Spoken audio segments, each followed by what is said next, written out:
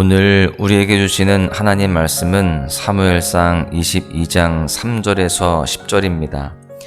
다윗이 거기서 모압 미스베로 가서 모압 왕에게 이르되 하나님이 나를 위하여 어떻게 하실지를 내가 알기까지 나의 부모가 나와서 당신들과 함께 있게 하기를 청하나이다 하고,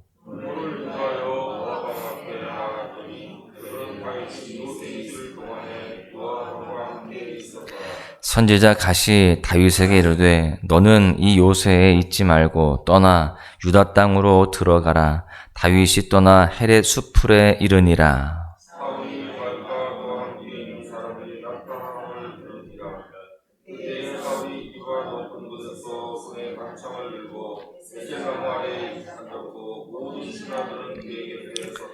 사울이 곁에 선 신하들에게 이르되 너희 베냐민 사람들아 들으라. 이새의 아들이 너희에게 각기 밭과 포도원을 주며 너희를 천부장 백부장을 삼겠느냐.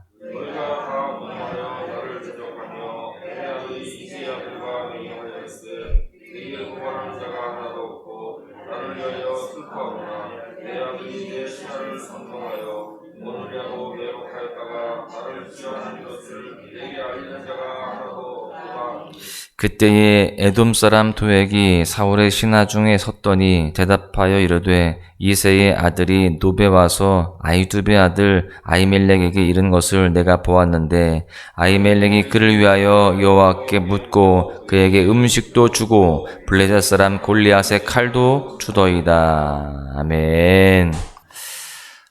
광야는 하나님의 말씀을 듣는 특별한 삶의 자리입니다.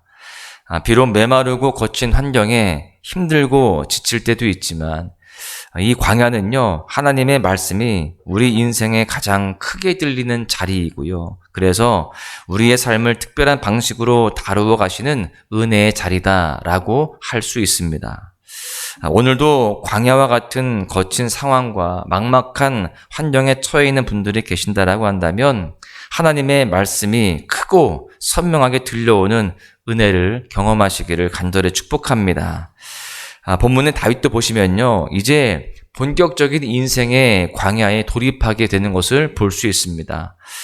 사울 왕궁에서 왕의 신뢰를 받고 백성들의 칭송을 받으면서 그렇게 승승장구하던 다윗은 이제 하루아침에 국가의 반역자가 되게 되었고 또 왕에게 쫓기는 도망자 신세가 되게 되었습니다. 처음에는 밀려오는 두려움 때문에, 불안감 때문에 섣부른 결정과 성급한 판단을 내리기도 했습니다. 거짓말로 상황을 모면하려 했고요. 또 미친 사람인 척 침을 흘리면서 생명을 부지하는 모습도 보여주었습니다. 그러다가 이제 아둘람굴에 도피한 다윗은요, 그에게로 몰려드는 그 사람들을 만나게 됩니다. 모두가 자신과 비슷한 처지의 사람들이었습니다. 환난을 당하고 빚진 자, 그리고 마음이 원통한 자들이 다윗의 곁으로 몰려들기 시작했다라는 것입니다. 이들은 다윗이 선동해서 그렇게 모아놓은 그런 사람들이 아니었습니다. 이들은 하나님이 다윗에게 붙여준 하나님의 사람들이었습니다. 다윗은 이들을 외면하지 않고요, 환영하고 환대하죠. 이렇게 이들은 다윗을 통해서 위로를 얻고 힘을 얻었는데요. 사실 가만히 보면은 이들만 위로와 힘을 얻은 것이 아닙니다. 다윗도 이들을 통해서 위로와 힘을 얻게 되었음을 알 수 있습니다. 이렇게 아둘람 공동체는요, 서로의 삶을 격려하고 또 위로하는 회복의 공동체가 되었고요. 다시금 내일을 꿈꾸게 하는 소망의 공동체가 되게 되었습니다. 이 아둘람의 공동체로부터, 즉 오늘 본문 22장부터는요, 다윗의 피난 인생이 새로운 국면을 맞이하게 됩니다. 이렇게 환난당한 자들의 공동체가 후에는요, 강한 군대가 되고요, 이들을 중심으로 해서 한 나라를 형성하게 되게 되는 것입니다. 이처럼 하나님의 나라는요, 심령이 가난한 자의 것이고 애통하는 자들의 것입니다. 하나님은 세상에 미련한 것과 멸시받는 것을 택해서 강하고 지혜 있는 자들을 부끄럽게 하시는 분이시다라는 것을 알 수 있는 것이죠. 오늘 우리가 읽은 본문은 특별히 다윗과 그와 함께한 사람들의 모습을 보여주면서 동시에 사울과 그와 함께한 사람들의 모습을 보여주고 있습니다. 서로가 대조가 되고 있죠.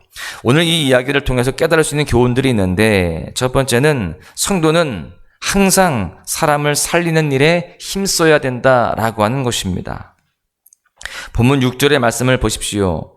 사울이 다윗과 그와 함께 있는 사람들이 나타났담을 들으니라. 그때에 사울이 기브와 높은 곳에서 손에 단창을 들고 에슬나무 아래에 앉았고 모든 신하들은 그의 곁에 섰더니, 사울은 이미 이스라엘 전역에 다윗 수배령을 내렸던 것으로 보여집니다. 다윗은 아둘람굴을 떠나서 모압 미스베로 가서 일단 부모님의 안위를 살피고요. 모압 왕에게 가서 자신의 가족들을 잘 부탁하면서 피신시킵니다. 그리고 선지자 갓의 권유를 따라서 더 이상 그 이방으로 나아가지 않고요. 유다 땅 헤렛 수풀에 이르게 됩니다. 나라 전역에 다윗의 동태를 살피던 전령들이 있었기 때문에 이 소식이 곧바로 사울에게 전달이 되게 되죠. 그래서 사울은 다윗과 그와 함께 있는 사람들이 나타났다는 소식을 이제 전해 듣고 거기에 따라서 움직이는 모습을 보여주고 있습니다. 오늘 본문 6절을 잘 보시면 이 소식을 전해 들은 사울의 그 반응을 볼 수 있습니다. 지금 기브와 높은 곳 에셀나무 아래에 앉아 있거든요. 그를 따르는 모든 신하들이 그의 곁에 서 있는 그런 상황입니다. 그런데 사울의 손에 뭐가 들려있다라고 되어 있습니까? 단창이 들려있다라고 기록하고 있습니다. 여러분 잘 보시면 사울은 그의 인생 동안 항상 자기 곁에 창을 두고 살았음을 알 수 있습니다. 사울에게 악신이 들려서 그의 마음이 번뇌해서 다윗이 수금을 탈 때도요, 사울은 곁에 있던 창을 다윗에게 던졌습니다. 사울은 언제나 손이 닿을 만한 곳에 창과 단창을 두었다라는 것을 알 수 있는 것이죠. 그리고 가는 곳마다 창을 지니고 다녔습니다. 오늘 본문에도 그의 손에는 단창이 들려있는 것을 볼 수 있어요. 여러분, 이것이 무엇을 의미할까요? 사울은 일평생 불안과 두려움이 가득한 삶을 살았음을 알 수 있는 것입니다. 그리고 이 창을 보시면요, 창은 누군가로부터 자신을 보호하는 무기가 아니고요, 도리어 누군가를 죽이는 무기라고 할 수 있습니다. 사무엘상 17장 45절에 보시면 다윗은 블레셋 장수 골리앗에게 이렇게 말합니다. 너는 칼과 창과 단창으로 내게 나아오거니와. 또 그 뒤에 47절에 보시면 여호와의 구원하심이 칼과 창에 있지 아니함을 이 무리에게 알게 하리라. 사울은요, 여호와의 이름을 의지하는 인생이 아니라 칼과 창을 의지하는 그런 인생이었습니다. 또한 사울은 누군가를 살리는 그런 인생이 아니라 항상 자신의 불안과 두려움 때문에 누군가를 죽이는 그런 인생이었다라는 것입니다. 오늘 본문 6절은 다윗과 그와 함께 있는 사람들, 그리고 사울과 그의 곁에 있는 신하들이 대조가 되고 있습니다. 다윗은 그에게 몰려온 그 사람들을 환대하고 위로하면서 함께 고난을 이기고 함께 삶을 살아내는 그런 사람이었어요. 그런 반면 사울은 어떻습니까? 늘 불안과 두려움 때문에 주변에 있는 신하들을 몰아세우고 선동하며 누군가를 죽이려고 혈안이 되어 있는 그런 모습으로 비춰지고 있습니다. 8절을 보십시오. 너희가 다 공모하여 나를 대적하며 내 아들이 이새의 아들과 맹약하였으되 내게 고발하는 자가 하나도 없고 나를 위하여 슬퍼하거나 내 아들이 내 신하를 선동하여 오늘이라도 매복하였다가 나를 치료하는 것을 내게 알리는 자가 하나도 없도다 하니. 여러분 보십시오. 지금 사울이 불안과 두려움에 시달립니다. 그러면서 주변 사람들을 힘들게 하는데요, 자신을 위하는 신하들이 아무도 없다라고 그들을 질책합니다. 강압적인 태도로 자신과 함께하고 있는 사람들을 압박하고 위협하고 있다라는 것입니다. 여러분, 성도는요, 항상 살리는 일에 힘써야 됩니다. 사울은 일평생 창과 단창을 자기 곁에 두고 살았습니다. 누군가를 죽이는 삶을 선택했다라는 것이죠. 그런데 다윗은 그에게로 몰려든 사람들을 살리는 편을 선택합니다. 오늘 이 새벽에 말씀을 나누는 우리 역시 항상 사람을 살리는 일을 선택하고요. 또 누군가를 세워주는 일에 힘써야 할 줄로 믿습니다. 마음속에 항상 칼과 창을 품고 사는 사람은 누군가를 살릴 수 없습니다. 우리 모두가 칼과 창을 의지하는 인생이 아니라 오직 여호와 이름을 의지하는 인생이 되어서 항상 생명의 열매를 풍성히 맺는 귀한 삶이 되어야 할 줄로 믿습니다. 두 번째는요, 성도는 항상 생각과 마음을 잘 지켜야 한다라고 하는 것입니다. 사울의 왕궁에서 도망친 다윗은 처음에는 두려움 때문에 잘못된 판단과 선택을 하기도 했었죠. 하나님을 향한 믿음이 없었던 것은 아니었지만 두려움과 염려에 짓눌렸었다라는 것입니다. 그런데 아둘람굴에서 그와 함께하는 사람들과 공동체를 형성한 이후에 점차 안정을 찾아갑니다. 그러면서 오늘 본문의 성경 기자는요, 잠시 그 관심을 다윗에게서부터 사울에게로 옮겨갑니다. 여러분, 그렇다면 지금 사울은 어떻습니까? 지금 사울도요, 심각한 두려움과 불안에 빠져있는 모습을 보여주고 있습니다.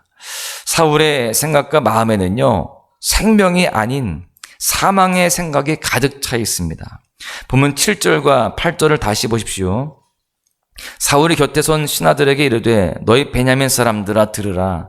이새의 아들이 너희에게 각기 밭과 포도원을 주며 너희를 천부장 백부장을 삼겠느냐. 너희가 다 공모하여 나를 대적하며 내 아들 이새의 아들과 맹약하였으되 내게 고발하는 자가 하나도 없고 나를 위하여 슬퍼하거나 내 아들이 내 신하를 선동하여 오늘이라도 매복하였다가 나를 치려하는 것을 내게 알리는 자가 하나도 없도다 하니.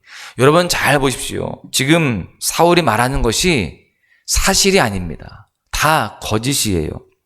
사울은 지금 계속해서 일어나고 있지도 않는 일들에 대해서 혼자 생각하고 또 거기에 따라 주장을 하고 있습니다. 자신의 신하들에게 없는 말을 지금 그렇게 하고 있는 것이죠. 여러분, 신하들이 자신을 대적한다라고 이야기하고 있습니다. 자신의 아들 요나단이 자신을 죽이고 구테타를 일으킬 것이다라고 이야기합니다. 다윗에 대해서만 지금 있지도 않은 사실을 말하는 것이 아니라 신하들에 대해서도 또 자신의 아들 요나단에 대해서도 지금 없는 말을 만들어내고 있는 거예요. 왜 그럴까요? 잘못된 생각에서 비롯된 사울의 상상이었던 것입니다. 그렇게 될 것이다. 자신의 판단이었어요. 사울은 지금 사망의 생각에 사로잡혀 있습니다. 잘못된 생각이 한번 그의 마음에 들어가니까 어두운 생각이 점점 자라게 되는 것입니다. 사울의 마음을 잠식하고 그렇게 사로잡는 것이었어요. 나중에는요, 걷잡을 수 없이 사울의 마음이 어두운 생각에 지배를 당하게 되었던 것입니다. 지금 사울은요, 두려움과 불안감에 사로잡혀서 온갖 피해의식에 지금 갇혀 있는 것입니다. 그런데 오늘 본문에 이런 생각을 어디에서 하고 있는가를 보니까 6절에 에셀나무 아래에 있었다라고 그렇게 말합니다. 그런데 사무엘상 31장 저 뒤로 가는 거죠.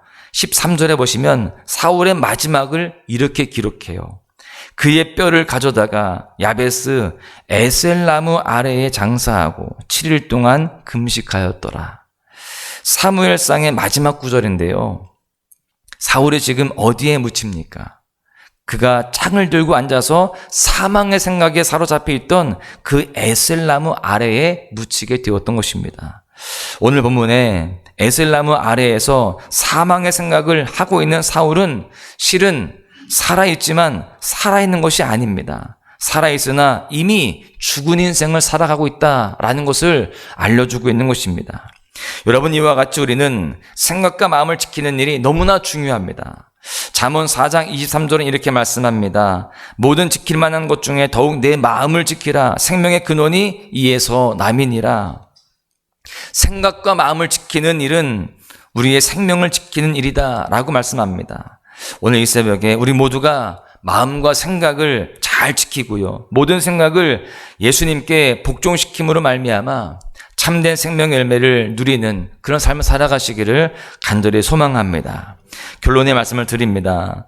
오늘 본문은요, 다윗과 사울을 대조하면서 다윗은 주변 사람들을 살리는 일을 행하는 반면에 사울은요, 주변 사람들을 죽이는 일을 행하고 있음을 살펴보았습니다.